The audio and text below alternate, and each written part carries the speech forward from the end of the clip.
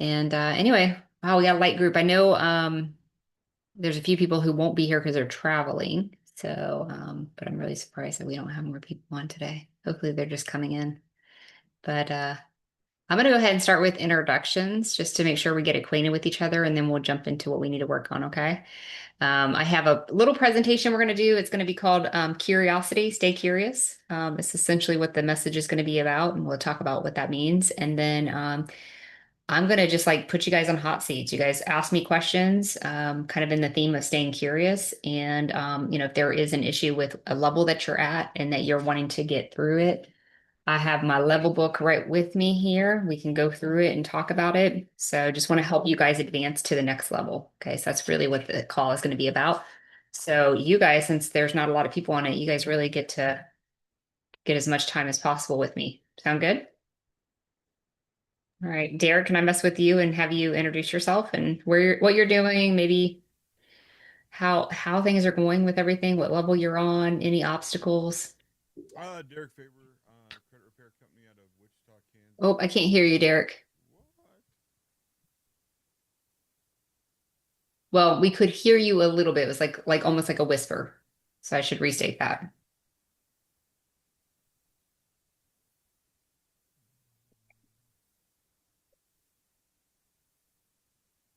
Is that hat that you're wearing right now representing you? No? Okay. You'll have to tell us about that too. All right, can you hear me better now? Yes. All That's right. it. Yep. So Derek Faber, credit repair company out of Wichita, Kansas. The hat actually is this is my son's logo. Oh, He is into wrestling, and there's a indie wrestling local company that does once a month wrestling events. And so he wanted to create his own character. So I created Epic News. He's 12. This is his silhouette, and he goes around and interviews wrestlers once a month. So I'm on level two, and just the busyness of New Year's with new clients and stuff has slowed me down. So because I focus on that before I worry about opening new things. okay. Um, we were able to hear you much better this time, so that's why I didn't interrupt you, but you were kind of going in and out. I think Jim was having a hard time hearing you, so just kind of Yeah, have Zoom does not like my microphone setup. it doesn't. Zoom doesn't like a lot of things on different days. Well, we are very glad you are here. So I'd love to talk more about your level two and where you're at with it and what we can help you achieve in level two. So we'll kind of do some hot seats here in a little bit. But Jim, would you mind introducing yourself?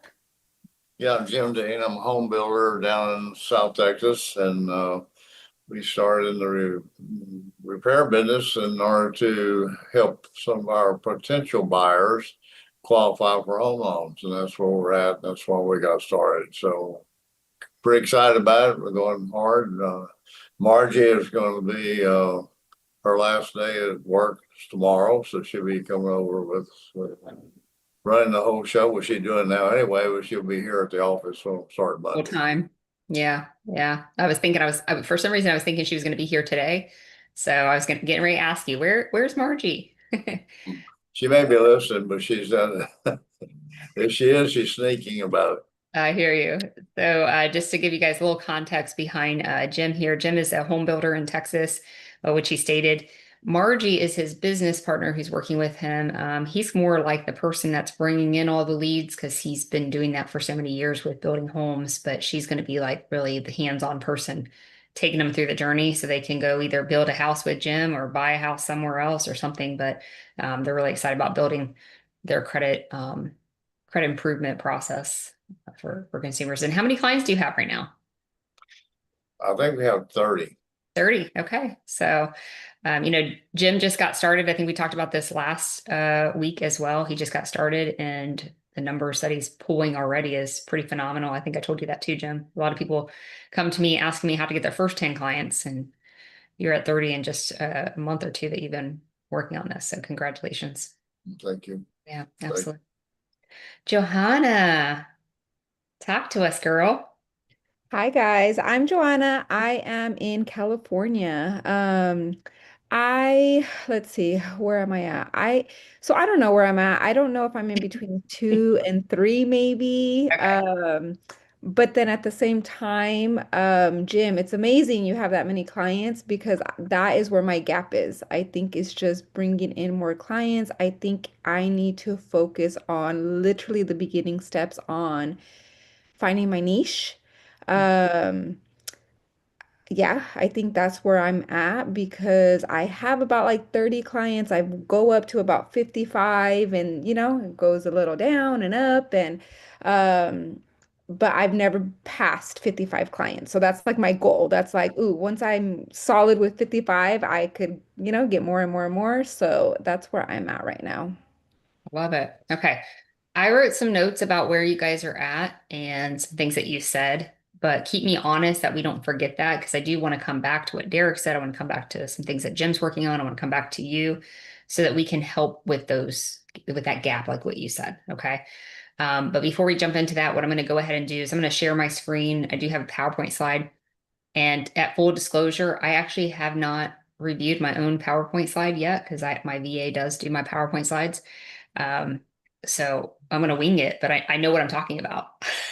I gave her the notes to create the PowerPoint slide. How about that? Well, sometimes it doesn't flow the way that I want to, so we'll wing it. So we'll go through the PowerPoint slide just real quickly. I'm not going to harp on it a lot. We're going to kind of make this a quick call, if you will. Like I want to spend more time with you guys and directly what you might need to move the needle for yourselves. Okay. So let me go ahead and find my PowerPoint slide. And then once I find it, I will share it with you. So just one second. Sometimes I have to click on it and then I'll see it. Okay, here we go. Share. Okay, hopefully you guys it's getting ready to pop up for you. Everybody see my screen now? Yeah, we see it. Or Okay. I see it. Okay. So titled this The Power of Curiosity, or in other words, stay curious, what I like to say, and think of yourself like a lifelong interviewer. I've talked about this. I've harped about this several times. For those of you who've been with me for a while, you've heard me say, always interview, always interview, always interview. Whether that's in your networking, your personal relationships, everything, it really truly will enhance all of those areas. But I'm going to kind of dive into more of that and where I'm coming from with that so that hopefully we all kind of grasp that and take that home with us if it makes sense to. Okay. So welcome. Obviously, we're in the millionaire's journey. And how does it feel to be in this journey? Do you guys feel like it's helping you? Do you feel like you have more focus and direction? Or what's your thoughts? For me, it's definitely motivating. Like, okay, I'm ready to go to the next step? Motivating that you have the steps and you can get to Yeah. levels. Okay. Yeah. More clarity, more simplicity type thing. Okay. Remember when I talked before where Millionaire's Journey came from was actually from being in the credit repair cloud space. And Derek, I'm sure you know this, but he had I don't know what he called it. It was millionaire map or something. So you could essentially had this map on how you can become a millionaire in the Millionaires Club. The And journey map. yeah, I don't know if it was called a journey map, but you know what I'm talking about, right? Yeah, yeah, yeah. Um, So what happened was I had a call with one of his people and his people were like, they were like, hey, how can we help you? We see you're doing big numbers. How can we help you get into the Millionaires Club? And I started talking to them about it and they go, what I think would be really helpful for you is we have this, journey or whatever they called it. I can't remember what it was. And I said, yeah, I think that would help me. And so it literally had like, if you're in this level, these are the things you need to make sure you do if you're in this level. And I followed that thing to a T. And sure enough, it worked. And I got into the Millionaires Club. But so I know it works. But then what I did is I came back and I said, oh, there's a lot of gaps in that process. People want more than that. They don't want to just become let's say, business making $1 million. They want more than that. They want more ability to, automate things. There was just a lot of things that I felt were missing. So I went back to that drawing board and I figured out what I thought was missing and how I added things to it along the way to make my business better, right? Which was just kind of back end story how I sold to credit repair companies not too long ago, right? Is because of this whole process of learning how to not only scale a business, but also how do we do it to make it an asset, not a job, right? And that was the gap that I think the credit repair journey one wasn't providing. It was like you were just building a job, okay, that happened to make you $1 million. Okay. So that's where this came from. So thank you for that. That was really important for me to know that. And so what I just did there is I showed you how I interview, right? I just kind of ask questions and let people open up. I gave you a little background behind it. I don't usually do that, but I just want to kind of show you it's real easy to inject some questions to open up dialogue. And I learned today from Johanna, from asking that question, that she felt like the levels were motivating, provided some clarity and some direction, right? And so that's really good feedback for me because that's the goal, right? So does that make sense where I'm going with on this? Anybody else have any feedback you want to give me? No? Okay. All right, so let's move on. Curiosity is not a personality trait, it's a skill. So we actually learn how to be curious, which is kind of interesting, right? Curious people learn faster, clearly, because we ask more questions. So we don't have to go and figure out the answer on our own because we can ask questions from people who already know the answer, right? Curious people build better businesses because they understand they're being curious about what their clients want, what their referral sources want. Curious people create stronger relationships. Everyone likes to be listened to. Everyone likes to talk about themselves, right? We all know that. So we open up that space to allow them to do that. This, for instance, and this kind of goes with both of these here, in networking, instead of me going and talking about what I do, I rarely do, unless someone directly asks me the question. But I just ask questions to learn more about that person. And guess what happens at the end? They want to know who I am, right? Because now I've shown that respect and given them their time. And so then they give me my time, right? And just builds stronger relationships. And that's not just business world, but that's in your personal lives as well. You know, husband and wife, boyfriend and girlfriend, right? And curiosity signals respect. You know, everyone says they feel respected if they're listened to. Everyone feels respected when they're heard. Everyone feels respected when they essentially are, someone shows that they're interested in them, right? So when someone feels interviewed, they feel seen. And I don't mean like interviewed like you're and this is why I'm careful about saying the word interview, is because we're not going to go to someone and Derek, I'm like, hey Derek, what's your name? Oh, okay. What do you do? Oh, okay. How do you do it? You know, and like interrogating them, right? That's not the idea. It's just opening up conversation to allow Derek to um to fill that space with whatever he wants to talk about and share with me. And it helps me and it helps him, right? And so that's what I mean, but not interrogating. Because have you ever been to a networking event and someone interrogates you because they don't have very good social skills? Like asking you the 100-question game. Um, and so that's not what I'm talking about here. And so just to state, hey, I just want to recognize that Christina came in and Spencer. It's nice to see you guys. We're doing a quick training on curiosity, and then we're going to jump into hot seats. Okay. So in case you're not sure where we're at with this. Adopt the identity of a lifelong interviewer. So a lifelong interviewer, I feel like, is someone who's always learning, they're always listening, they're always refining, and I would circle that, always refining, never assuming. And the reason I wanted to bring this training to you guys is not because you're not doing it, but we need to do more of it probably. And what I've seen most businesses fail and not succeed is they assume.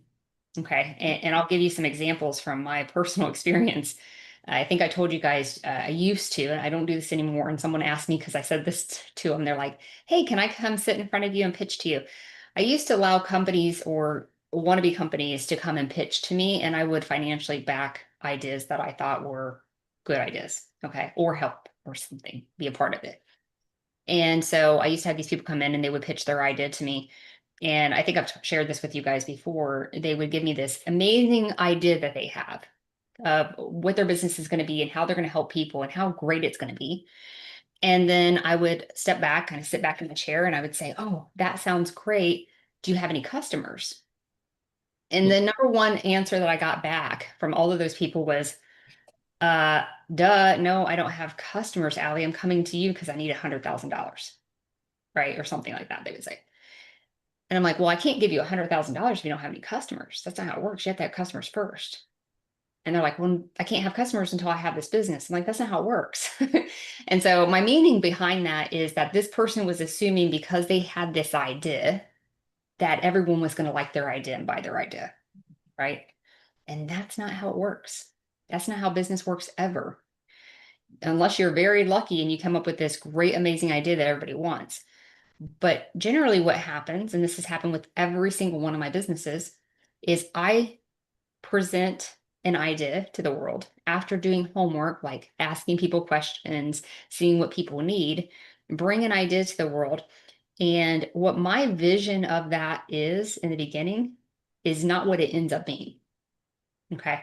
So to give you an example, I opened some gyms up in Ohio, and my idea was it was going to be a spinning gym. So you come in and do spinning, and in the back there was personal training. In the end, after getting clients in the door and interviewing them and asking questions, I found out they liked spinning, but that's just one part that they wanted to do. So the personal training they really liked, but they wanted to do it more in a group setting. And so what ended up happening is we literally had pods, and we did personal training in a group setting, and it flew off. So my mission didn't change, my meaning, my purpose of my business didn't change, but what changed is I was able to adapt by not assuming, right, what everybody wanted, but adapt to what my clients needed. And that came through me always learning, always listening, always refining, and never assuming, right?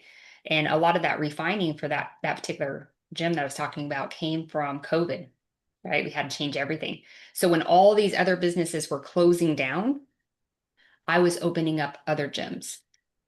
And that didn't happen in COVID. All the gyms were closing, and I went and bought them. And the reason is because I was able to refine. I didn't stick to my guns and say, this is how it's going to go, and there's no way I'm going to do it any way different because this is my dream. No, I said, okay, my purpose and my mission don't change, but the way that I approach it can absolutely change and must change for the environment. Okay. So I want you guys to consider that. Johanna, I think this might help you with, you're talking about really kind of narrowing down that niche. It's really important because if you don't know who you're talking to, you can't ask the right questions to see what they need from you. Right? Yeah. Yeah. If I help all people, right? What questions am I going to ask them? Right?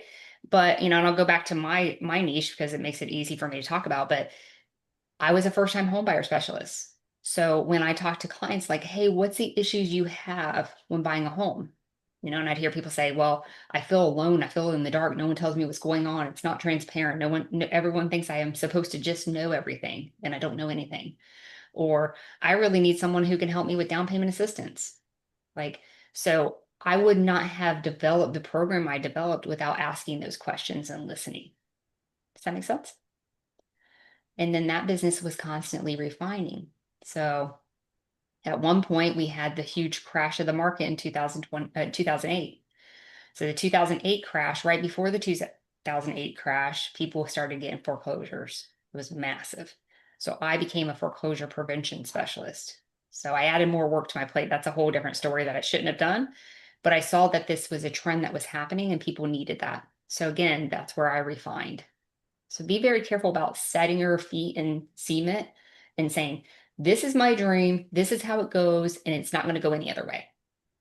You really have to listen not only to your clients, but you need to listen to the market, and you need to be willing to pivot when appropriate, or refine when you can make it better, refine when you can make it more automated or more efficient, right? And so, when Level Up Score, not Level Up Score, excuse me, when Learning for Life Center, which is now referred to as Platinum Credit now, when Learning for Life Center came to the market, it was a full service credit repair company, and we helped all people.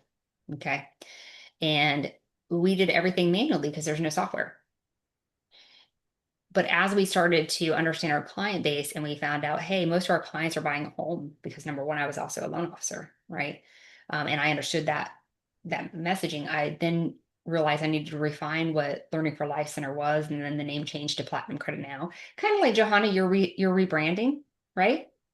kind of always looking at how to make things better. And that's really important. But you can't make things better without listening to the market, being willing to change, being willing to step into software that you might not have seen before, the AI world right now. So always being willing to learn, being curious. Okay. The moment we think we know what people want, we stop growing.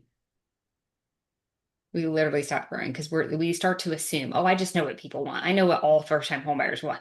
Well, here's the reality. Today is very different than when I worked with first-time homebuyers. And what I mean by that is we have millennials now in the market, and they want to digest information differently. They don't want to be on a phone call with you. They don't want overly complicated stuff. They want text messages, and they're consuming information like crazy on social media. That wasn't my market when I first started, right? So if I'm in the business now today working with first-time homebuyers, I have to be okay with, hey, I need to be posting on social media. I need to make a community group for these people. I need to make sure I'm text messaging them because that's how they want to get my information. They don't want to talk to me on the phone. So I need to be okay with that and learn to adapt to that. Does that make sense? So again, another just an example of if we think we know what people want, then we stop growing because we haven't asked the questions. Okay. Interviewing is how you get good at anything. Who's the owner? The Ford guy, right? He went to court because people were saying that he was dumb. And he went to court to essentially sue them for defamation of character. And when he went to court, the attorney got up there on behalf of the defendants and was asking Mr. Ford a bunch of questions, like trivial questions, right? Like, who's the president? It's just stupid stuff like that. And though he was able to answer a lot of the questions, there were questions that he couldn't answer. And so they were trying to say, oh, see, he's not smart. And then finally he said, you know what? I don't want to fill my mind with all this trivial stuff because I have a button on my desk that if there's any question I need to answer, I can click this button, I'll get the answer right away. Kind of like with us right now, we have Google, right? So my point of saying that is when we're interviewing people, so interviewing our clients, figuring out what they need from us, interviewing our referral partners, what do they need from us? How are they doing their job? Interviewing people who are doing similar to what we're doing, but they're ahead of us, right? Johanna, you mentioned to Jim, hey, congratulations, on the numbers you're getting. That's my struggle, that's my gap, right? So what would be a great follow-up step is say, hey, Jim, can we get on a call together and see how you're doing this, right? So interviewing those people who might be ahead of you, interviewing people who are doing it differently than you are, but maybe are succeeding. So you have a different idea, like, well, you know what? Allie's going straight on real hard with first-time home buyers, and I'm doing everybody, but she seems to have a lead on me. Maybe something she's doing is different and it's working for her. Maybe I can interview and see kind of what she's doing that might be different, right? Does that make sense? So this is how we can get better without having to do all the work ourselves and figuring it all out. Please avoid that, right? If someone's ahead of us and we interview them, we don't have to go figure it out on our own. Most people tell us, right? Have you ever had this experience before? So, Mm-hmm.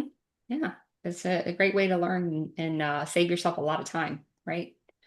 I didn't see that Margie's in here. Hey, Margie, I didn't see you. Danya is in here. I didn't see you. Hello. I didn't drop down my screen. So thank you for being here. All right. Hello. Hello. Most people build in their head, not the market. I think this is a great idea. I think clients want this. I think this is how it should work. If you've ever thought of that in your head, the next thing you should ask is talk to the market and say, hey, I think this is a great idea. What do you think?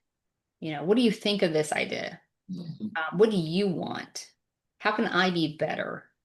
Right? If I build out a journey, which is what you guys are doing in level 1, you're kind of defining your niche. Level 2, you're creating that simple journey and you're bringing it to market. And if you're bringing it to market and you're interviewing the clients who are going through the journey and they say, hey, it'd be really cool if you also did this in the journey. Right? Now you have another feedback loop that says, hey, maybe to make this better, I add this into my journey. Right? This is something you should be constantly doing throughout time. Derek, just to give an example, have I interviewed you on your use of Level Up Score? Yes, a couple times. Yes. So I'm just, the reason I just point that out is because I do what I say that I do. And what happens is when I interview, and like Derek brought a really cool idea we're actually working on, where we can add affiliates into the action plan. So affiliates can see our referral sources, I should say, can be able to act, be a part of the whole planning part of the process. So, again, constantly doing that because I don't know what Derek needs. I can think I know because I've been in the industry, but Derek may need something that I didn't know about, or something that, man, I'm like, shoot, Derek, yeah, that's great. I was doing it a harder way, but if we had this in here, it would make it easier, right? So having those open communication loops is really important. But most people build like this. They think and then they do. Right? They think and then they do. And it's not always the best thing to do. And then you're spending money and time on something that, I've seen companies come out with this great idea and then find out nobody wants it. Have you ever seen that where someone comes out with a great idea but nobody wants it? It happens all the time. And so, okay, then they spent all their time and their energy bringing something to the market that nobody wanted. We never want to do that. Okay, the market is the best teacher. So you put it out before it's perfect, and that's what level 2 is all about, right? Level 1, we're figuring out what it's going to be. Level 2, we're going to put it out in the market before it's perfect. This is very important because what you think is perfect is not going to be perfect. So no matter how hard you work on it, it's not going to be perfect because your market is going to tell you what's perfect. And so when level up score came out, for instance, it just came out imperfect. It came out in whatever way that it could come out, and a lot of people liked it, but a lot of people had a lot of feedback. Oh, it could be better. Visually, it could be better, like all these things, right? And so we've been able to take that information and make it more perfect for the audience, right? And so it's really, really important. And I harp on this because oftentimes we get stuck in this rut that we have to make everything perfect before we can launch something. And that is absolutely not true. I would rather it be so imperfect than it be even close to being perfect, right? Because it never will be. And then you're going to watch how people react and interact with it, right? You're going to ask questions. I love this. Like, what are people confused about? Have you ever had you take them through a journey and they're like, what does that mean? That's or they're asking you a bunch of questions, and you have clients and they're asking you the same question over and over again. Like, why did my score go up? And you hear that question every time you do a review of someone's credit. Why did my score go up? Or, they're probably not saying that as much as they're saying, why did my score go down? Right? I was trying to be positive. But why did my score go down? Well, if someone's asking you that over and over again, you're hearing that question, you should be taking note that you got to fix something. So I always say, answer the question before they ask the question. And so every time when I'm like with Level Up Score, for instance, if I hear someone ask me a question over and over again, I build something so that I don't have to answer that question anymore, right? Or with my team, my employees, if they ask me a question over and over again, I need to build something so I don't have to answer that question anymore. Or something's broken in my process that I need to fix, right? To keep that confusion away, right? And then asking what they expect. And I'll share this with you because this might help all of you. But I have a very simple little web form thing that goes out to my clients at a period of time in the process. And it is a 1-question survey. And the question is, have I provided 5-star level service to you? True or false? Okay, is the answer.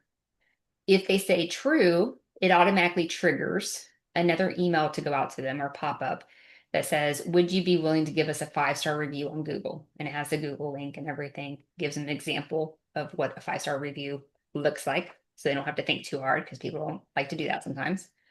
If they say false, that they did not feel like they got 5-star level service from me, then we get a task in our CRM system that says, hey, follow up with this person. They said false.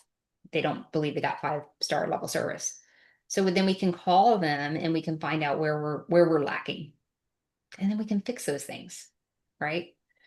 And I'm certainly not saying we're going to fix all things that people will complain about, because that people will complain just to complain. You can give it all for free and they'll still complain that it costs too much. You know what I mean? So it's not that we're appeasing everyone, because we absolutely can't. But if we have someone who has a valid concern or a valid reason that they believe they didn't get 5-star service, or we don't, maybe we don't think it's valid, but we've heard it 5 times, then it's valid, guys, whether you want to believe it or not, right? And so what do we do to fix that? So I think these are really important feedback loops that you guys should make sure that you incorporate in your business. Okay. So I put a little quote here. Every single business I've owned, the final version looked different from the original one. And I probably shouldn't even say final version. The reason I say final version here is because a lot of those businesses I sold. So final version was when I sold it. But with all those companies, there was never a final version, because it's gotta have this feedback loop. The market changes, people change, what they expect changes, what they want changes. And so we got to come back to this constantly. So this should be built into your system. Okay. Stay curious. Curiosity says you matter. People feel valued when they're asked for their opinion and what they need. People open up when they're listened to, and people gravitate towards those who care. It's really hard to be a curious person and value and listen to people and ask them questions and make them feel like you care. And they have a bad, they talk bad behind your back, right? Or they give you a 1-star review. It's very unlikely, because people, when they feel like they matter, they're going to be wanting to give you a 5-star review. They're going to talk highly of you, whether you're in the room or you're not. Okay. And this doesn't go for just business. This goes for personal life. I think you guys can see that too, right? So your relationships, showing people that they matter really helps. And I'm really good at it in my business world, but I'm sorry, I have to say, like, this is a place I have to work with on my personal level. And I think it's because I'm so busy all the time that I get tired. And this takes work, right? Fair? It takes work to be curious. Okay. Most successful people never stop interviewing. They don't outgrow curiosity. They don't assume mastery. They evolve because they listen. And I think this is really, really important. Is anybody in this group today not agree with me that most successful people never stop interviewing or never give up that curiosity? I think they have to. You know, I went into the, what is it called? The Vault event with Patrick Bet David back last year. I think it was in the summer. And anyway, he had Martha Stewart was on it. And Martha Stewart was talking about Kmart. If you guys remember, when Kmart was there, Martha Stewart was one of the big people who did a lot of marketing for Kmart. And she said it was really sad because she thought Kmart was a really good business. They did a lot of good stuff, and they at one point in time would listen to advice. And then they became this stagnant place where they didn't feel like they needed to listen. Like they were going to stand this test in time because what they were doing was going to be great forever. And so people kept coming in and like, hey, that's not the truth. You know, this company's going to walk over you. And they didn't listen, and they went under, right? So we don't have Kmart anymore because of that. So what they did is they stopped interviewing. They stopped being curious about their market, and they just thought they knew all the answers, and they were going to be successful because they were very successful, right? And they went under. And as I was listening to Martha Stewart talk about that, I was really intrigued that she really loved Kmart and she loved their mission statement. She loved their purpose. And it was really sad that they went under for lack of being curious, you know, lack of willing to refine or change their practices. We can talk about Blockbuster, right? Blockbuster, same thing. Netflix took them out, right? Or Redbox. Was that Netflix? I don't remember. So from learning to application, this is not about being right. It's about being curious. It's about clarity, right? That's what we're trying to do. So we're not interrogating people. We're not making them feel like we have to know all of their business. And, you know, especially if we're going to talk to someone who might be at a higher level than us, right? We don't want to block them and make them feel like they have to gatekeep their information, like we're coming and just to steal their information. This is about being curious and building those relationships, listening and providing value yourself, obviously. Okay. All right, so we're gonna next go into hot seats. So I'm gonna have one person share where they're stuck, or maybe they have a question. Um, the group is going to ask questions only at first. So we are not going to give any, like, I'm going to pick on Derek first. Okay. So Derek, you're going to be the first one in the hot seat if you're okay with that. I should ask you first. Are you okay at being in the hot seat? I Okay. live in the hot seat. So you're going to bring up something, maybe, you talked about you being in level 2 at this point in time, and some things, with New Year's and all the holidays and stuff, it's kind of you're in level 2, and kind of maybe where you're at in level 2, if you have any questions, if there's anything we can help you with. And the group, all of us, can unmute and we can start asking Derek questions. And so the reason I'm doing that is when we get better at questions about being curious, we become more successful. So we're not giving Derek any advice at that first part. No assumptions. Just ask more questions, because what may happen is Derek might figure out the solution to whatever it is just by us asking questions. So that's the idea. And then at the end of that, Derek, if you haven't discovered the answer to whatever it is, then we can all kind of jump in and ask, offer some things that maybe we've done that's worked. Sound good? Okay. All right. So it could be stuff like, what are you working on? Where do you feel stuck or uncertain? What decisions feel heavy right now? Anything. I'm just giving you some ideas to help your brain go. Okay. Are you ready? Hot seat? Yeah. Let's Do see you what want me time just it to wait is. for questions? What? You want me to wait for questions? You're going to just talk about where you're at first, maybe if Okay. you're stuck in something, and then we're going to ask you questions to help you kind of uncover how you can be unstuck or whatever that might be. So I'm in level 2. The plan is to create a bunch of educational videos that I can market and sell individually to people that want to do it themselves through social media with the landing page, as well as, like, the first one that I'm finishing up is budgeting, but it's also something that I can add to existing clients. And so it adds value to the people that I'm doing the full white glove service for, but it's also an additional commodity that I can sell separately. The reason that I've slowed things down and am still in level 2, even though I shouldn't be, is I actually am leaving in 2.5 weeks for a mission trip, and I'll be gone for almost 3 weeks. And so I'm making sure that all SOPs and everything are ready for my assistant to handle while I'm gone, and so it's more intentional than anything. But that doesn't mean that I shouldn't be progressing even slowly. So I am doing that. I am not just going as fast as I want to, but I don't know that I have many roadblocks. It's that my energy is more deflected towards making sure that my departure from this country for almost 3 weeks is not missed by clients that I already have signed up. Sure, that makes sense. And can you share with everybody where you're going? So excited, I'm right? going to Belize. So I'll be, I'm actually, it's a nonprofit that I've worked with. The gentleman who's in charge of it is in his late 60s and has asked me to take over everything in the next 2 years. So I'm going to be training how to set up mission trips. I'm actually the chaplain. So I'm finishing writing 27 different talks over the 13 days. So I'll be doing at least twice a day, some days 3 days, 3 times. Mm. Very good. So you may have any questions for Derek to help him.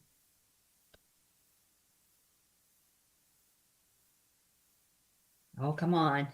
All right. Do you want me to start? You guys don't want to, you better unmute your stuff. Okay.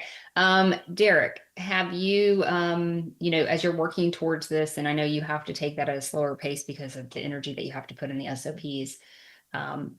But have you worked on like the topics that you would be, creating that content for? Yeah, so there's also a really cool. I actually just did an interview yesterday.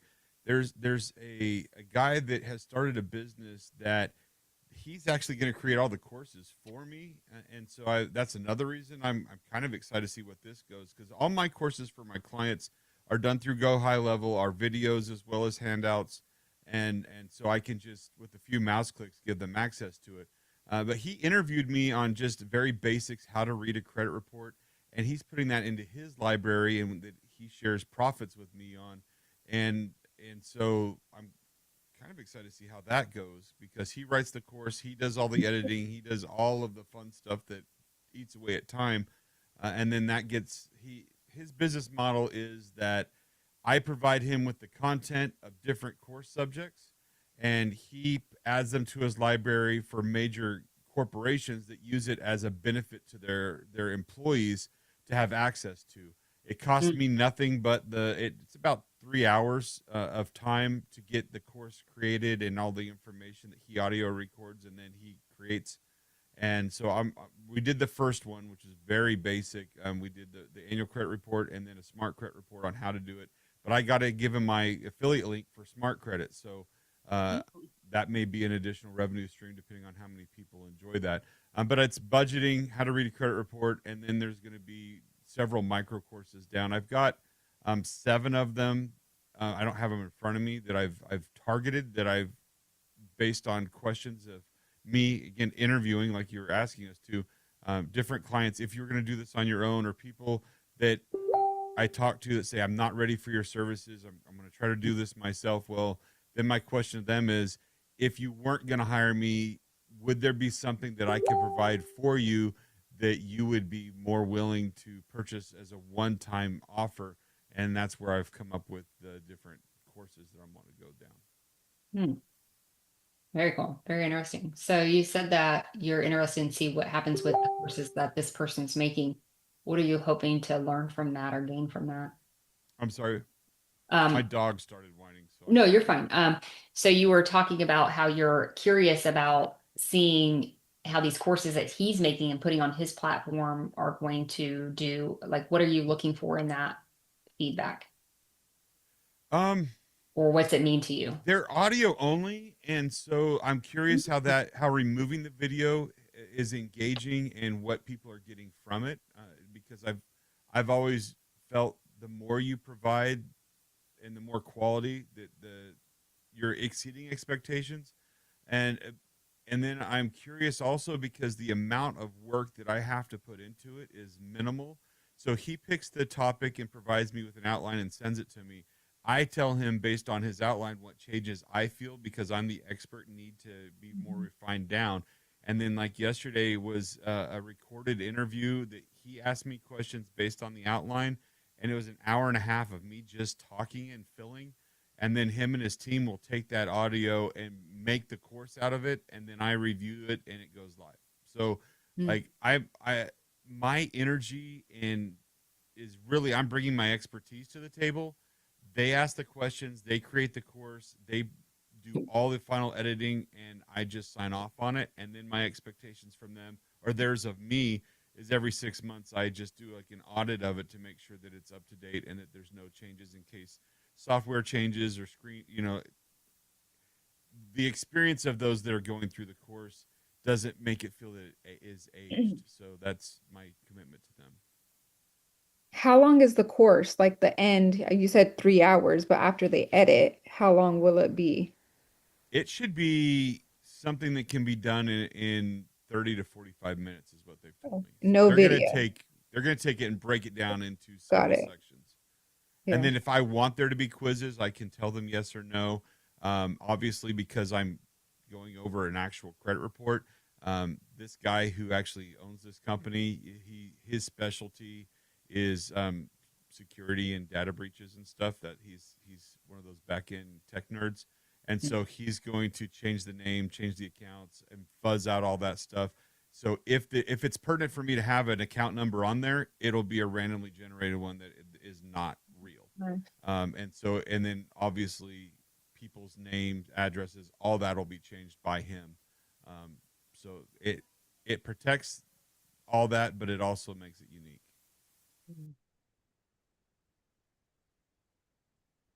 Nice. So I was curious if it's going to be audio only, which I don't have for me, I don't have a thought on that and whether that would work or not work because I've done radio and it works great, right? And that's audio only. But I'm curious if it is audio only, will it produce engagement? I'm guessing you're probably curious about that as well. Yeah. And is that something where they're going to overlay like an AI? Because you said they're going to show images, so are they going to overlay like an AI I speaking? know there'll be PDFs that'll be attached, and I know that he uses AI heavily for the creation of the outline and stuff like that. Because if if if he's not an expert or knows what questions or even how to read a credit report himself, how's he going to ask me the right questions that goes off of that? So the outline he gave was very generic, and so I added a lot of very specific things like data last delinquency, data last activity, the things that we look for when we're actually not just the smart snapshot. We want to look at the full detailed version of a credit report, and so I added that kind of stuff to it. My understanding is there may be some of the portions of it may have video, but the ones that are audio only are going to be a PDF where they can look at the PDF as they're listening and then go through it as section by section, from the personal information to the mortgage to the revolving accounts to the installment accounts. As we go through each portion of the credit report, they're going to be able to look at the PDF and hear my voice as I'm talking about it. They're going to be able to look at it themselves on a tablet or computer, depending on what they're listening to the course through. So you're stretched for time right now, and this is not the primary focus until you come back from Belize, but have you learned anything from doing this interview with him? You obviously said it took like 3 hours to do the interview. Have you learned anything from him in terms of how you can consolidate that to save time for yourself, or how you might timeline that into your day to get to create this content so you can roll out as soon as possible when you come back? Any Yeah, feedback on? so for me, my thought is that this is a potential lead generation, because it's one of those where I what has he explained to me is that he has the pretty much the state of Kansas is the market he's purchased, and there's different ones throughout the country that do this, and so he may expand out, but it's one person per profession. So I'll be the only credit repair person that has the state of Kansas through his platform. And so I'm looking at it as generation, because any questions that happen will be automatically sent directly to me as the expert to answer, and then if they want to hire me, they can. And so for me, I'm taking his outlines because I don't have access to send the free courses to my clients, and I'm using those outlines to re-record myself the video portion to give to my clients and to have an additional revenue stream. But if I don't have to create the outline, I don't have to create the questions, I don't have to create all that stuff, he does it, then I can take what he's already done, because he's providing that to me, and run it through AI to create the scripting for the videos and all that. Then all I'm doing is just recording it in front of the camera I've got set up in my office, creating hard edits. He's already created the documents. I can just plug and play. I should be able to pump out my own videos for my own clients in these micro courses in significantly less time, because I'm not creating the entire thing myself. I'm just taking what he's already created, refining it to video, and recording it in my studio after I've already done it. And then at that point, I can change things that I like or don't like. And then I can also see what is engaging on the audio side and make some tweaks on the video side to make it better. Hmm. I like where you're going with that. We talked about this a couple weeks ago about thinking every time you do something, think about like what that could be in the future so that you can utilize that. So that's exactly what you're doing. You're getting something out there in the world on his platform. You're going to be able to test and see how that works. But then you've also have all of this data that you've collected because you've already created it once to recreate it for your platform. That's Which is beautiful, because it's costing me nothing after the initial 2-hour interview. It's I'm just obtaining data for at least 12 months. They evaluate how many people have gone through it, whether they're going to keep it active or not. So then, if that's more or less going to tell me whether people like it or not, if they're not even clicking on it, going through it and stuff like that. And then I can make adjustments based on that. But then I'm also asking, if, after you've done this course, what other courses would you like? And so he's got 5 other courses he wants me to do. But again, I sit down, get interviewed, pump them out, and I'm planning on doing them anyway to sell for on the video side. So it makes sense for me to at least pump out the first 3 to 5 and see how it takes, and then go from there. But it's also, like you said, I mean, like the question you had of me, have you interviewed me about Level Up Score? Well, I can't tell people that this stuff is important and then not back it up by doing it myself. Mhm. Sure. Yeah. Um, and then by you interviewing people, you can build case studies of how this is directly helping them or not helping them, and you can expand on that. How important is this for you to get this launched? The videos, I feel, I mean, based on the Dallas event we were off of, because of and I can't remember her name from St. Louis, but Sean, that's all, yeah, oh, Shauna. that's all she does.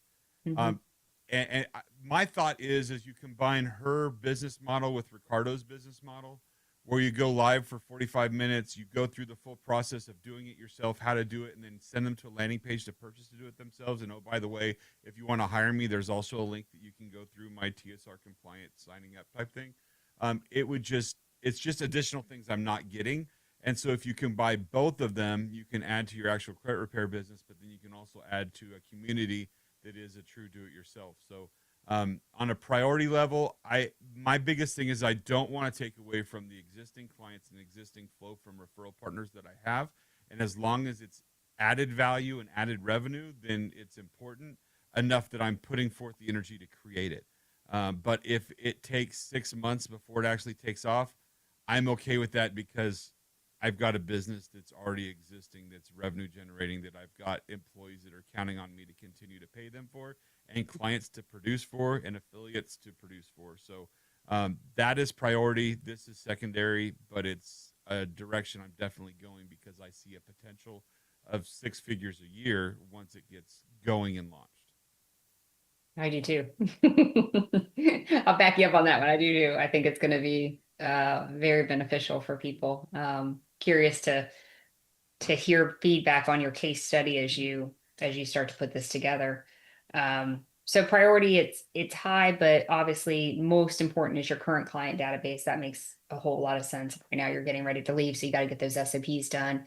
But have you considered that, because you know that this could potentially be something that's a big revenue generator for you, but also providing a lot of value to consumers out there who desperately need it?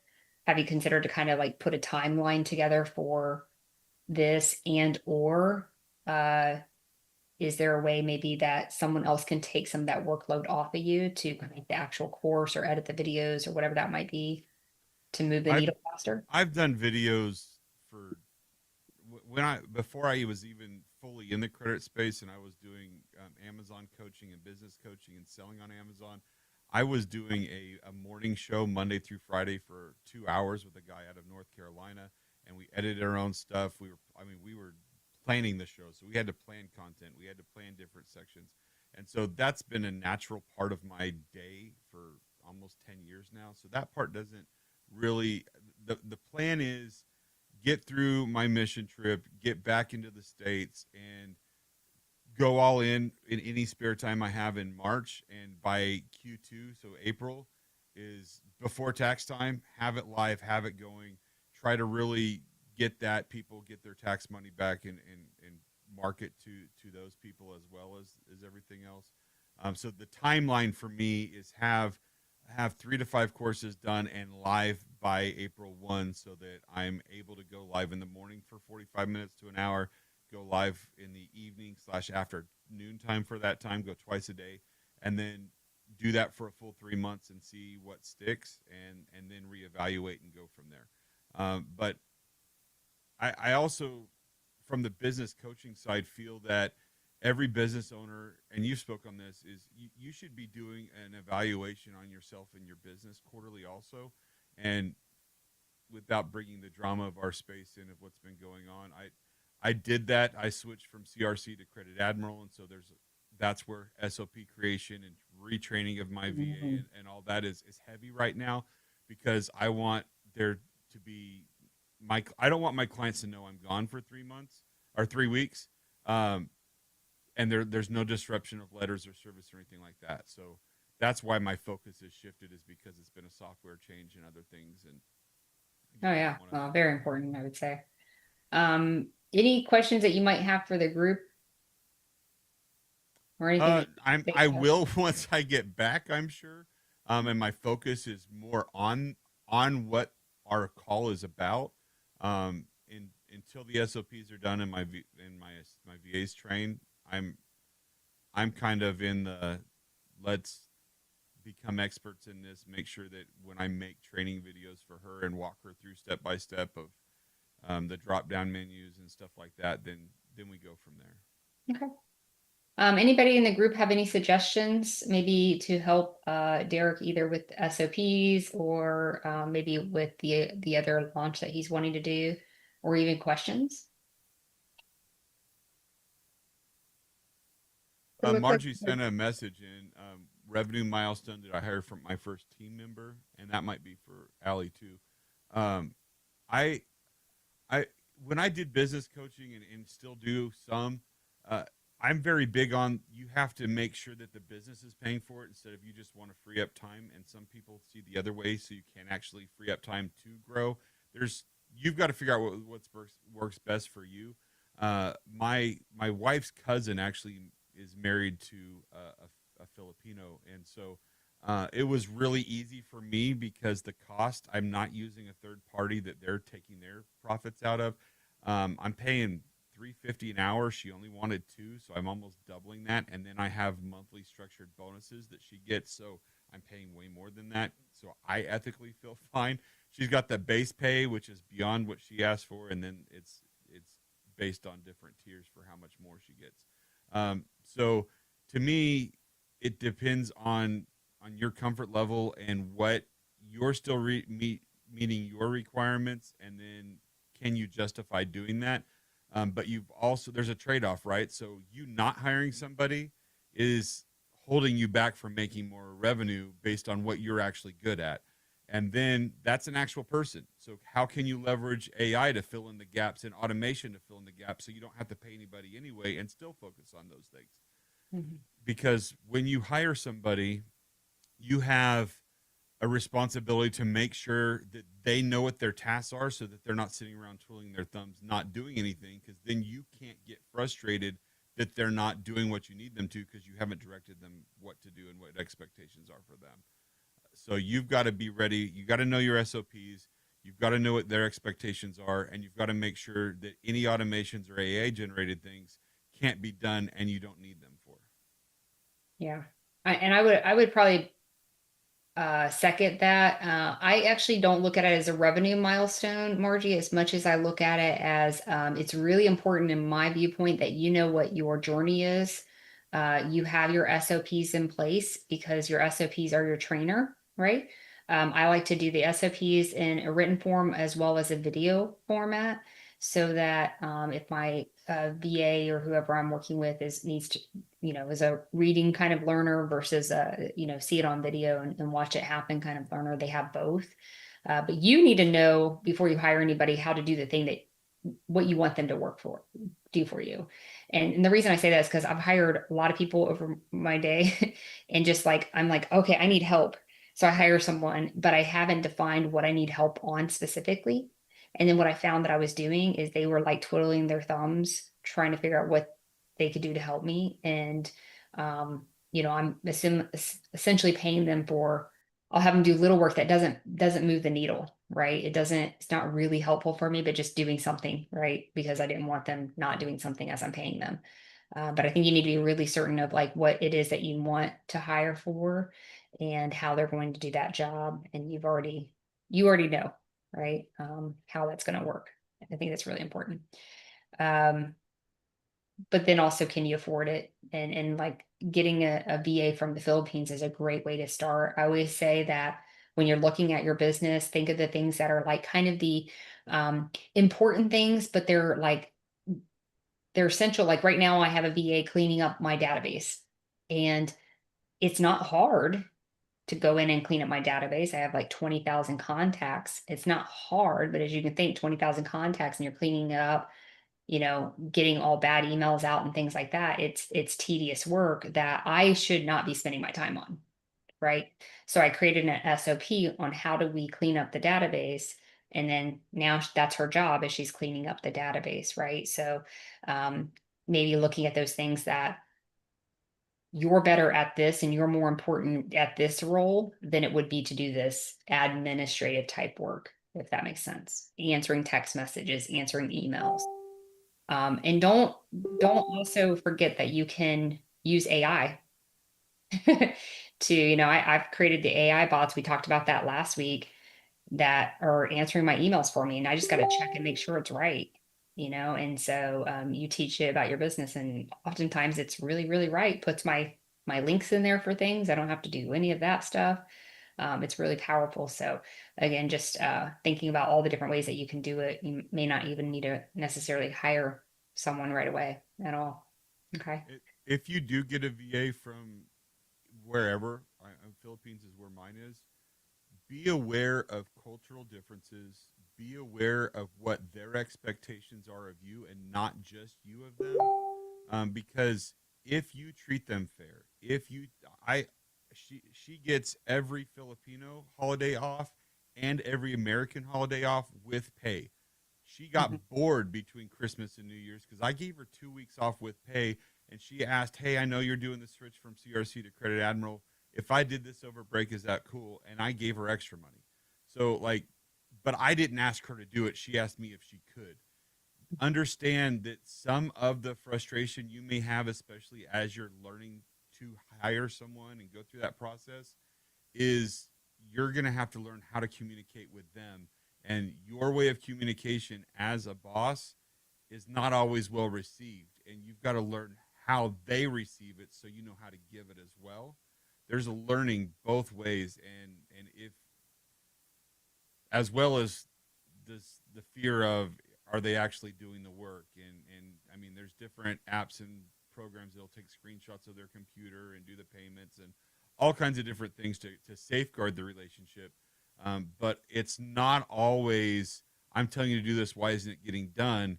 It's, are you telling them in a way where that's not their primary language? They don't, like, for instance, a lot of times there is no he or her in their translation of language. And so if they're like, she will say she doesn't understand, and the guy's name is Richard. And I'm like, well, it's not a she, don't say that to them. And so that's where the coaching comes into. You can ask AI how to send a text message to a client based on just a first name and without giving AI all the personal information of a specific client, but they're getting the responses without you having to do anything properly.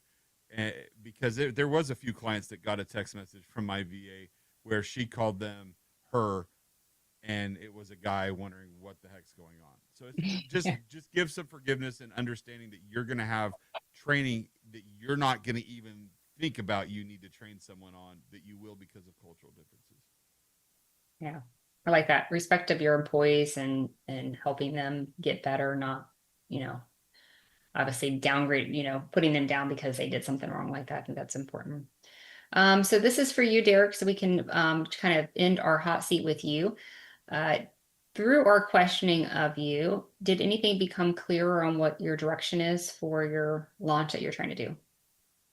A lot of times, like, my mind goes fast and I think that this is what I want, but when you slow down and it comes out of your mouth, it reaffirms and makes sure that that's really the process. So yes, because in my mind, do this, let this guy do everything, do all the work to help build his community that he's trying to build and add value to him, and see if this creates leads.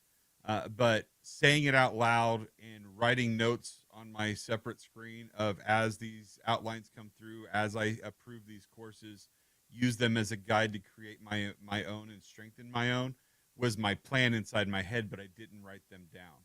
And it helps for accountability to myself, and it also helps for when I am reviewing them. Now I've got these notes to create, run through. I use Gemini, run through my gyms in Gemini and make sure that everything is as I want that to be. So when I sit down and record these videos and give them to my existing client base, it's not a beta. It's, I've already run this through. I already know this is how I want it to be. Now here's a course that's final. Yeah. So, and I wanted to ask that question because what I was trying to uncover in what we were just doing in the hot seat, and this is kind of something that we're going to continue to do through our groups, is put people in the hot seat. But do you see how none of us gave Derek any specific advice? We asked questions. And what questions do, and this is being curious about people, what questions do is it helps them clarify what they actually need to do. And we usually don't need to give them any advice because people will figure out what's best for them just by getting more clear. And like Derek said, talking out loud. And this is good for your clients too, because when you ask them questions, they can get more clear about what they need from you. So it goes in all different directions. So I just want to kind of show you the power of asking questions rather than just filling out advice to people. I think men have a harder problem with that than women, though, right? Because men like to solve the problem of the day, right? Thank you for sharing that. I am going to do a quick hot seat because I do have to get off today earlier than I normally do. But Johanna had a gap that she was wanting to solve. So, Johanna, do you mind getting in the hot seat for a second? Yeah, sure. So I do have a gap on, I guess, just one, finding a niche. I Most of my clients do come from lenders, realtors. So I definitely think I'm in like the first time home buyer, all of that. Um, but going into a little bit of the VA situation, I think I'm there where I think I do need help. Um, so figuring out my SOPs, that's frustrating in itself. Like, okay, I know what I do, but how can I make that into, like you said, you write it down, you make a video. I actually looked up, I think it's called Scribe. So I'm gonna look into that to see if that's something that's gonna help me out. Um, because I thought like, okay, yeah, I could have someone help me. And then I was like, wait, well, what would I have them help me with? I have no idea. So yeah, so those are a few things where I'm stuck, I guess. Yeah. And you named a couple things that you're stuck at. If you were to pick one, and you said the niche, but you think you might have that, SOPs and even figuring out how to do SOPs to be able to hire someone because you feel like you might be in a place where you need to. Um, which one of those do you think would move the needle the most for you or be the most helpful to solve? I think I think the VA is like the SOP, just like Marjorie said. When do you get your first team member? Like um that, and then going into like what task? Like what do I give them? That type of stuff, you know? Mhm. Yeah. What do you like to do versus what do you don't like to do that you're currently doing? Um, hmm. What do I don't like to do? Mhm. In your business, as you're doing your daily job, maybe that's not the right word. Maybe it's there are certain things in my business I don't like to do, and I will hand them off. But but maybe it's not the word don't like to do, but maybe it's something that maybe you don't see the value in you doing it anymore. Um, yeah, so I guess like all of like posting I on social media, or even getting the ideas, content ideas, things like that. Um, I love doing the Loom videos, so that's where I want to put all my focus on, and getting leads. That's I want to put all my focus on that. The rest of it, I feel like other people can help me, and I could slowly let go. I'm just scared. I don't know. So did I hear you say that uh, having help with like I know leads was something that you wanted, so it sounded like, and I could be wrong, but that maybe the solution to getting leads is being able to post on social media and content, and that might be where you need help with. I would think so. Yeah. Okay. And how are you doing it now? Um, Majority of my clients come from lenders, and as of right now, I have been posting almost daily, and a lot of people been reaching out. So through posting, but doing all of that is like, just making the content. Mhm. Sure. So you're finding that there is value in posting. So Yeah, absolutely. since that would move the needle. Okay. And right now you're doing it all yourself. Yes, 100%. So you spoke about SOPs and needing to hire someone. Does that resonate with you that the person that you need to hire right now would be someone to handle your social media content and editing and posting? Yes, 100%. Okay. And since you've been doing it yourself now, is there a way that you could showcase what you're doing now because you know it works that would allow someone else to see if they could replicate that? Yeah, yeah, I would have to do that. How do you think you would do that? Um, I don't know. I see that's where I think I'm stuck. I wouldn't even know how to start with that, hmm you You know? you mentioned that you really love Loom. Would that be helpful? Yeah, yeah, actually, yes. hmm How could you use Loom to help you? Just explaining it to them or exactly what I do. Um, I guess, I use a lot of ChatGPT, specific prompts, I guess, that I use there. hmm hmm Yeah, Okay. yeah, that'll be good. Because Loom, you can share your screen and you can talk and elaborate. Mm-hmm. Have you considered that maybe doing a Loom and or Loom is obviously something you like, but doing Loom and recording yourself doing your job with a social media post, the full from start to finish? No, actually. Would that sound like it'd be helpful? Yeah, yeah, absolutely. Okay. Are you aware that in Loom there's a transcript uh link inside of Loom where you can copy your whole transcript of your videos? I didn't know that. Hmm. How do you think you might be able to use that knowing that now? Yeah, let me write that down actually. Mhm.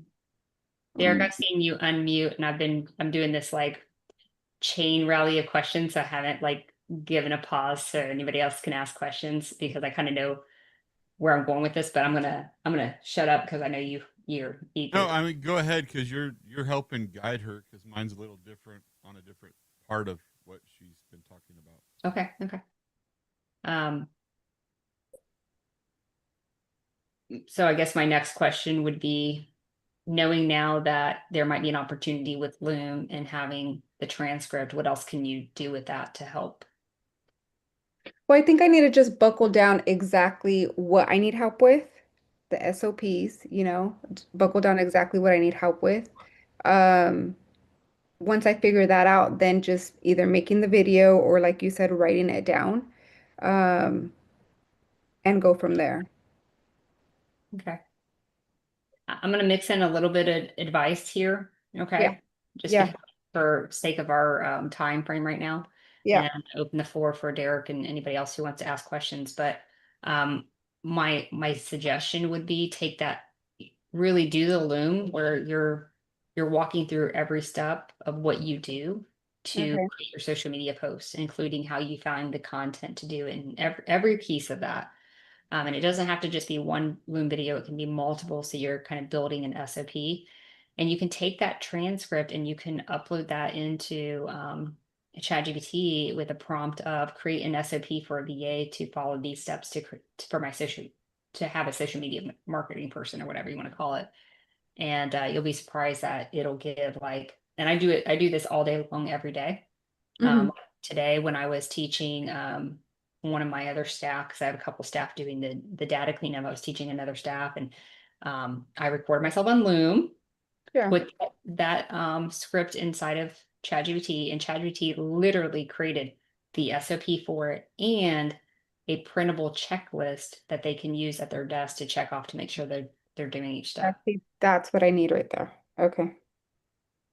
The other advice I would give you is it sounds like you might want to develop multiple SOPs, right? Do when you're hiring, I should say, like create all your SOPs. As you're doing something, record everything that you do. It's really important. But as you're hiring, like a social media person obviously is going to move the needle for you, it sounds like. And so don't say, I'm going to make an SOP for this person, and then I'm going to start hiring for all these different things. I would be very specific that right now, the thing that's going to move the needle is finding someone who can do social media. Okay. Mhm. And there are a lot of people in the Philippines. I have all my stuff is done by somebody else. I don't do anything. And it's not expensive, and the return, the ROI Mhm. is amazing. Okay. So, yeah. Awesome. Thank you. All right, Derek, I'm gonna let you jump in, and then we'll jump off of this call. And I just want to thank everybody for being here, and I hope this was helpful for everybody. You had mentioned that the majority of your leads and stuff and referrals come from mortgage lenders. Yes. Is what you're wanting to do along the same lines with those relationships that you already have, or that target of people? Yes. Yes. I would think so. Yeah. Okay. Are as you go through and create your SOPs, are you planning on just doing the Loom? Are you are you writing it down? Or are you going to use AI? Have you already created an AI for that? No, I have not. I didn't even know how to start with that. So no, I have not started with that. Um, Dive into without coaching. Allie's last week's call goes really good with that, and there's handout in the email. Um, One thing that I've noticed that you need to research, or I would hope that you would do, is Loom is great for teaching, but it does not. You can't send the Loom link because it's an internal video to AI for review. Mm. You've got to have a secondary video source that you can save as an MP4 or an MP3 if it's audio only to give to AI. I use OBS, it's free, but it takes up a lot of memory and storage. So Yeah. research what you can do that you can rip the video out of Loom into so that AI can help scrub it and give you better production. Just Awesome. that way you're not wasting time as you're creating those SOPs. But as you're making these social media stuff, is your plan for this potential new assistant to be creating it from scratch, or are you planning on giving them topics and stuff like that also? See, I don't know. There's a girl that actually reached out to me and she was like, "Oh, I'll give you a whole bunch of ideas." Um but obviously I do have some content that she could kind of reuse and stuff like that. So, I guess a little bit of both, maybe. Okay, I'm trying to follow Allie's rules, so that's why I'm being. um, as as you go through and think about the last week's post that you've made, a lot of times the best thing to do for VAs is give them batches so that they're posting in advance, because you can schedule them whether it's through whatever software. There's so many different ways you can do that. So whatever Yeah, software you're using is fine. yeah, yeah. Um, I, trying to word this so I am again trying to follow rules. Have you thought about ways that you can coach them so that they're not reliant upon you for this information? And if not, um, that may be a separate SOP that you may need to consider creating. Yeah.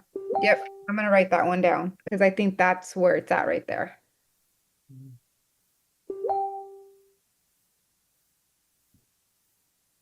And have you considered the safeguards? I guess I should start with what industry. I'm assuming you're in the credit repair industry. Yeah, and I use Go High Level Dispute Box. Okay, so then for compliance reasons and informational reasons, because the public that's going to view your post isn't going to care that it comes from an assistant. What safeguards have you thought of subbing this out to other people that are going to make sure that the information that's being posted is accurate and that you're okay having your brand attached to? Yeah, yeah, yeah. Yeah, I had talked to Liz actually yesterday. She helps me with Go High Level. Ali introduced us. Um, because again, I had no idea what VA, how to anything to do with VA, right? So she definitely was like, yeah, they could send it to me before they post it so I can approve it. Um, so yeah, so I'm definitely learning that. She's sending me an email to kind of let me know all of that. But yeah, we talked about that yesterday. So Have you thought about, based on that answer, ways that as you as you're training and as your assistant is no longer needing to make edits, that the trust is starting to be built so that you can take that off of your plate and have more time for other tasks. Yeah. Yeah. Interesting that you said that, Derek, because I was reading a post from oh goodness, now I'm gonna get Hormozy's wife. What is her name? I don't know why I'm not bringing it's not coming to my mind, but anyway, she posted about exactly what you were talking about. When you first hire someone, it's a very hands-on, not that you don't trust them, but you have to help them build trust in themselves to do the job that you want to do. And so in the beginning, like what you said, Johanna, you would be reviewing the posts before they post them, right? To say, yes, this is my voice, this is what I like. And then slowly as they become like, hey, they're really saying your voice and stuff, you can pull away and allow them more autonomy to do those posts without your necessarily your each and everything. And that goes with anything in business, right? You'll close it, but in the beginning, you do need to be real hands-on. And I learned the hard way of hiring where I like to say that I don't micromanage, which I don't, and I have a really hard time with micromanaging, but you have to micromanage in the beginning. It's very Mhm. important. So you have to, when you're hiring, you really need to understand that when you first hire, it's actually more work for you Mhm. than it is that it helps you. You have to be able to do that and allocate that time, you know. Nice. Going into the VAs, which I don't know, you had mentioned they're very affordable. What would be something that I should be looking for? What's affordable? Yeah, I guess it depends on the workload. I don't know, Derek, if you have any input on that, and I can also input on that. I think it comes down to what is your budget and how much work do you want to do to put trust in them. Uh-huh. The least amount that you're going to pay would be that you're going to interview themselves, hire them yourselves, train them all yourself, and you're doing the legwork. And you may get someone that's scamming you.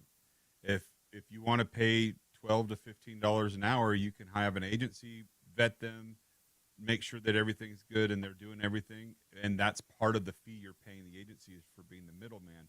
It comes down to your risk tolerance and the task you're going to give them is how much you're going to pay. Mhm. Okay. Like I wouldn't expect you to find someone for $350 an hour that I'm paying because I actually had somebody in the Philippines interview them before I even talked to them because they're family. Okay. And that's actually a good takeaway. That's something that will end up eventually happening if you do hire in the Philippines. I'll ask my people when I need someone to help with something. I'll say, who do you know? So that's really nice because you can get blasted with emails from different people that may not be legit. Mm-hmm. So getting to know someone in the Philippines and asking who do you trust? I think it's very helpful once you get in the door. Um, for my social media VA, I pay her she does a lot of social media for all of my companies. So in the beginning I paid her I think it was like $400 a month. And then now I pay her $700 a month. But once we did that micromanaging, I trained her and the trust was built. Then she ended up being a manager for 4 companies right now. And Okay. then, Nice. you know, so she's really full time with social media, right? Most social media people are not going to be full time. So again, it's not a heavy load, especially if you're paying them an hourly wage or whatever. So Mm-hmm. yeah. And Joanne, I had another question for you. Are you monetized on the social media platforms that you're wanting to have her posting to? No, I am not. Because if you can get monetized, then that will help curb the amount that you're paying her. And then you can include that into her pay schedule as you grow social media and I make more money off of it, I'll give you a portion of that or percentage based on the performance of your post. And that's going to help her refine her craft, which is going to drive more business to you as well as Yeah. get paid from social media. Yes, absolutely.